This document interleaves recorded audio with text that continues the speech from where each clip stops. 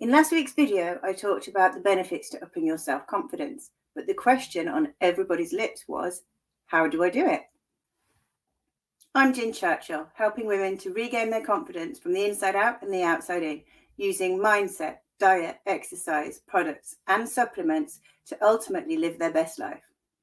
In this video, I'm going to talk about 6 ways that you can increase your self-confidence.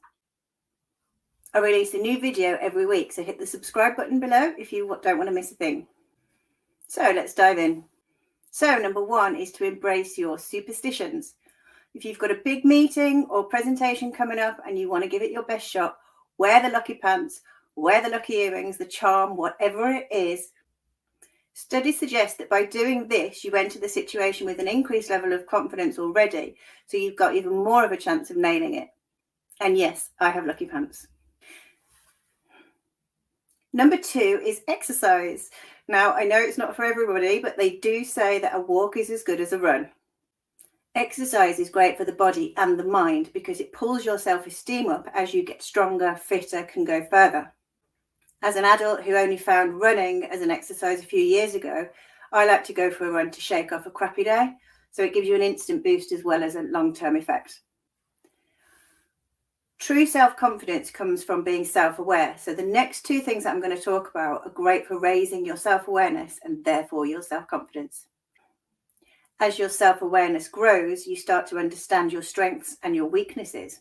So number 3 is meditation. And if you've known me for a while, you'll know that meditation is an absolute non-negotiable daily deal for me. In meditation, we observe what is without judgment. In the moment of now, we can unwind from our busy lives, start to unravel our strengths and our limitations, and over time stop beating ourselves up for our shortcomings, but actually learn how to use them to our advantage. If you're brand new to meditation and you need some guidance, you can go to YouTube or Pinterest and just search for a self-awareness meditation and just choose one that you're drawn to. So staying with self-awareness, the next one, number 4, is journaling. And I don't mean keeping a diary. The art of journaling can peel back your layers like an onion to help you on your journey to self-awareness. It can then help us do the internal work that we need to do to work on our limiting beliefs. I've got 2 pieces of advice for you with journaling. First of all, you don't need to have a fancy notebook. Have one if you want to, but a scrap of paper will do just as well. And secondly, don't go it alone. There's plenty of guidance out there to help you. And a bonus rule for you is the journal is for your eyes only, so write it all down. Don't hesitate. If it's coming through the pencil or the pen, you get it scribbled out. So number 5 is to create a playlist, or feel free to nick somebody else's. Just make sure it's got the messages that you need to hear. A couple of years ago, I was struggling with anxiety and I found a Spotify playlist called Happy Songs That Everyone Knows. I would use that to change my mood and get myself into a happy state. And I'm not going to lie, it still comes in handy some days. Another of my favorites on Spotify is called Powerful Women Anthems. The description of it is songs to make you feel confident, independent, and strong. If either of those work for you, they're just sitting on Spotify for you to use. But if you want a more personal message, just think about the words that you need to hear. Type them into Spotify, or there's 100 Spotifys out there. Type the words in and you'll get your options come up for you. So number 6 is daily affirmations, another non-negotiable for me.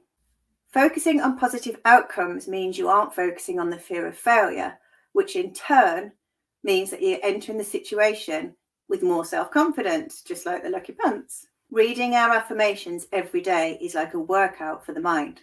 It's not wishful thinking, it's reprogramming our mind so that we think differently and then over time we'll act differently.